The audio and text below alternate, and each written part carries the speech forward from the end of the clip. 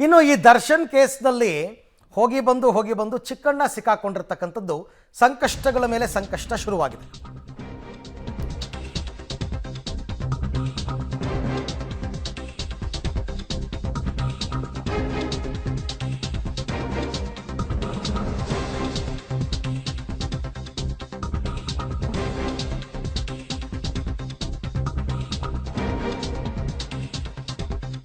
ದರ್ಶನ್ ಕೇಸ್ನಲ್ಲಿ ನಟ ಚಿಕ್ಕಣ್ಣಗೆ ಸಂಕಷ್ಟ ಫಿಕ್ಸ್ ಅಂತ ಹೇಳಲಾಗ್ತಾ ಇದೆ.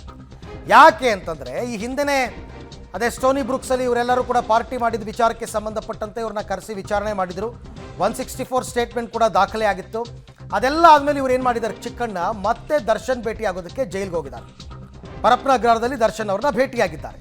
ಇದೀಗ ಮತ್ತೆ ಚಿಕ್ಕಣ್ಣ ವಿರುದ್ಧ ಕ್ರಮಕ್ಕೆ ಮುಂದಾಗಿದ್ದಾರೆ. ಮತ್ತೆ ನೋಟಿಸ್ ಕೊಟ್ಟು ವಿಚಾರಣೆಗೆ ಕರೆಯುವಂತಹ ಸಾಧ್ಯತೆ ಇದೆ. ಯಾಕೆಂದರೆ ಇವರೇ ಸಾಕ್ಷಿಯಾಗಿರೋದ್ರಿಂದ ಸಾಕ್ಷಿಯೊಬ್ಬರು ಹೋಗಿ ಆರೋಪಿಯನ್ನು ಜೈಲಿನಲ್ಲಿ ಭೇಟಿಯಾಗಿದ್ದಾರೆ. ಯಾಕೆ ಭೇಟಿಯಾದ್ರಿ, ಏನು ವಿಚಾರಕ್ಕೆ, ಏನು ಮಾತುಕತೆ ನಡೀತು, ಇವೆಲ್ಲ ತಿಳ್ಕೊಬೇಕಲ್ಲ. ಯಾರೋ ಪ್ರಕರಣಕ್ಕೆ ಸಂಬಂಧಪಡದ ವ್ಯಕ್ತಿಗಳು ಹೋಗಿ ಭೇಟಿ ಮಾಡಿದ್ರೆ ಅದೊಂಥರ. ಈಗ ವಿಜಯಲಕ್ಷ್ಮಿ ಅವ್ರು ಹೋಗ್ತಾರೆ, ಭೇಟಿ ಮಾಡ್ತಾರೆ, ದರ್ಶನ್ ಬರ್ತಾರೆ. ಬಟ್ ಅವ್ರಿಗಲ್ಲ. ಈ ಪ್ರಕರಣದಲ್ಲಿ 164 ಸ್ಟೇಟ್ಮೆಂಟ್ ಚಿಕ್ಕಣ್ಣ ಕೊಟ್ಟಿದ್ದಾರೆ. ಅವ್ರನ್ನ ಸಾಕ್ಷಿಯಾಗಿ ಪರಿಗಣಿಸಿದ್ದಾರೆ. ಸಾಕ್ಷಿಯಾಗಿ ಪರಿಗಣಿಸಿದ ಮೇಲೆ ಪುನಃ ಹೋಗಿ ಯಾಕೆ ದರ್ಶನ್ನ ಭೇಟಿ ಮಾಡಿದರು, ಈ ಕೇಸಿಗೆ ಸಂಬಂಧಪಟ್ಟಂತೆ ಏನಾದ್ರು ಚರ್ಚೆ ಆಗಿರ್ಬೋದಾ, ಇನ್ನೇನಾದರೂ ಅವರು ಇವರಿಗೆ ಡೈರೆಕ್ಷನ್ಸ್ ಕೊಟ್ಟಿರ್ಬೋದಾ, ಈ ಪ್ರಶ್ನೆಗಳು ಮೂಡುತ್ತಲ್ಲ ಸಹಜವಾಗಿ. ಹಾಗಾಗಿ ಆಮೇಲೆ ಆ ಥರ ಇದ್ದರೆ ಮೊದಲೇ ಚಿಕ್ಕಣ್ಣಗೆ ಡೈರೆಕ್ಷನ್ಸ್ ಕೊಡ್ಬೋದಾಗಿತ್ತು.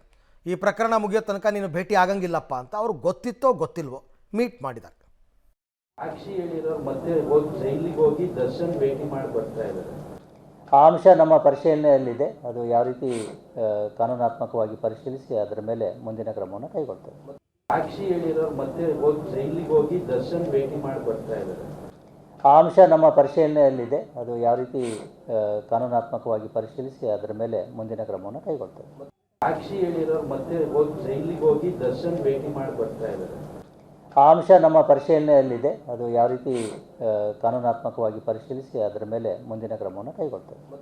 ಸಾಕ್ಷಿ ಮಾಹಿತಿ ನನ್ನ ಕೊಲೀಗ್ ಮುರಳೀಧರ್ ಅವರಿಂದ ಪಡ್ಕೊಳ್ಳೋಣ. ಮುರಳಿ, 164 ಸ್ಟೇಟ್ಮೆಂಟ್ ಕೊಟ್ಟು ಸಾಕ್ಷಿಯನ್ನಾಗಿ ಪರಿಗಣಿಸಿದ ವ್ಯಕ್ತಿ ಜೈಲಿಗೆ ಹೋಗಿ ಆರೋಪಿಯನ್ನು ಭೇಟಿ ಮಾಡಬಾರ್ದಾ, ಕಾನೂನಿದೆಯಾ?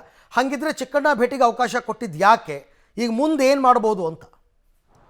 ಪೊಲೀಸರು ಅವರನ್ನು ಭೇಟಿಗೆ ಅವಕಾಶನ ಕೊಟ್ಟಿಲ್ಲ ಅರವಿಂದ್. ಯಾಕೆಂದರೆ ಇದು ಜೈಲಧಿಕಾರಿಗಳು ಜೈಲನ್ನ ಸುಪರ್ದಿಗೆ ಬರುವಂಥದ್ದು. ಆ ಹಿನ್ನೆಲೆಯಲ್ಲಿ ಪೊಲೀಸರಿಗೆ ಇದರ ಗಮನಕ್ಕೆ ಇರಲಿಲ್ಲ. ಯಾವಾಗ ಚಿಕ್ಕಣ್ಣವರು ಭೇಟಿಯನ್ನು ಮಾಡಿ ಹೊರಗಡೆ ಬರ್ತಾರೋ, ಹೊರಗಡೆ ಬಂದ ಬಳಿಕ ಅಷ್ಟೇ ಅವರಿಗೆ ಮಾಹಿತಿ ಸಿಕ್ಕಿರುವಂಥದ್ದು. ತನಿಖಾಧಿಕಾರಿಗಳೇನಿದು, ತನಿಖಾಧಿಕಾರಿಗಳು ಕಾನೂನಾತ್ಮಕವಾಗಿ ಅವರ ವಿರುದ್ಧ ಏನಾದರೂ ಕ್ರಮವನ್ನು ತೆಗೆದುಕೊಳ್ಳಬಹುದಾ, ಜೊತೆಗೆ ಅವರಿಂದ ಯಾವುದಾದ್ರೂ ವಿವರಣೆಯನ್ನು ಪಡ್ಕೊಳ್ಳಿಕ್ಕೆ ಸಾಧ್ಯತೆಗಳಿದೆಯಾ, ಇದೆಲ್ಲದ್ರ ಬಗ್ಗೆಯೂ ಕೂಡ ಮಾಹಿತಿಯನ್ನು ಕಲೆ ಹಾಕಲಿಕ್ಕೆ ಈಗಾಗಲೇ ಹಿರಿಯ ಅಧಿಕಾರಿಗಳ ಜೊತೆಯಲ್ಲಿ ಒಂದಷ್ಟು ಚರ್ಚೆಯನ್ನು ಮಾಡಿರುವಂಥದ್ದು. ಅರವಿಂದ್, ಪ್ರಮುಖವಾಗಿ ಇಲ್ಲಿ ಗಮನಿಸಬೇಕಾದ ರೇಣುಕಾಸ್ವಾಮಿಯ ಹತ್ಯೆಯ ಮುಂಚಿತವಾಗಿ 3 ಜನ ಆರೋಪಿಗಳ ಜೊತೆಯಲ್ಲಿ ಟೇಬಲ್ ಅನ್ನ ಶೇರ್ ಮಾಡಿರುವಂಥದ್ದು ಚಿಕ್ಕಣ್ಣ ಅವರು. ಯಾಕೆಂದ್ರೆ ಸ್ಟೋನಿ ಬ್ರೂಕ್ನ ಪಬ್ನಲ್ಲಿ ಪಾರ್ಟಿಯನ್ನು ಮಾಡ್ತಾ ಇರ್ತಾರೆ. ಪಾರ್ಟಿಯನ್ನು ಮಾಡೋ ಸಂದರ್ಭದಲ್ಲಿ ಪವನ್ ಬಂದು ಒಂದು ಮಾಹಿತಿಯನ್ನು ನೀಡಿದ ಬಳಿಕ ದರ್ಶನ್, ಪ್ರದೋಷ್ ಮತ್ತು ವಿನಯ್ ಈ 3 ಜನ ಏನು ಪಟ್ಟಣಗೆರೆ ಶೆಡ್ಗೆ ಹೋಗಿ ಅಲ್ಲಿ ರೇಣುಕಾಸ್ವಾಮಿಯನ್ನ ಹತ್ಯೆಯನ್ನು ಮಾಡಿರ್ತಾರೆ. ಆ ಹಿನ್ನೆಲೆಯಲ್ಲಿ ಚಿಕ್ಕಣ್ಣವರನ್ನ ಒಂದು ಐ ವಿಟ್ನೆಸ್ ಅಂತೇಳಿ ಪರಿಗಣಿಸುವಂಥದ್ದು. ಯಾವ ಸಂದರ್ಭದಲ್ಲಿ ಮಾಹಿತಿ ಬಂತು ಮತ್ತು ಎಷ್ಟೊತ್ತಿಗೆ ಯಾರ್ಯಾರು ನಿಮ್ಮ ಟೇಬಲ್ನಿಂದ ಎದ್ದು ಹೋದ್ರು ಅನ್ನೋದ್ರ ಬಗ್ಗೆ ಒಂದಷ್ಟು ಹೇಳಿಕೆಗಳನ್ನು ಪಡ್ಕೊಳ್ಳುವಂಥ ಪ್ರಯತ್ನವನ್ನು ಮಾಡಿದ್ರು. ಪ್ರಯತ್ನ ಮಾಡಿದ ಬಳಿಕ ಅದು 161 ಅಂದರೆ ಪೊಲೀಸರ ಮುಂದೆ ಹೇಳಿಕೆ ಅಲ್ಲದೆ ನ್ಯಾಯಾಧೀಶರ ಮುಂದೆ CRPC 164ನ ಅಡಿಯಲ್ಲೂ ಕೂಡ ಹೇಳಿಕೆಯನ್ನು ಕೊಟ್ಟಿದ್ರು. ಇವರನ್ನ ಪ್ರಮುಖ ಸಾಕ್ಷಿಯನ್ನಾಗಿ ಈಗಾಗಲೇ ಪೊಲೀಸರು ಪರಿಗಣಿಸಿದ್ದಾರೆ.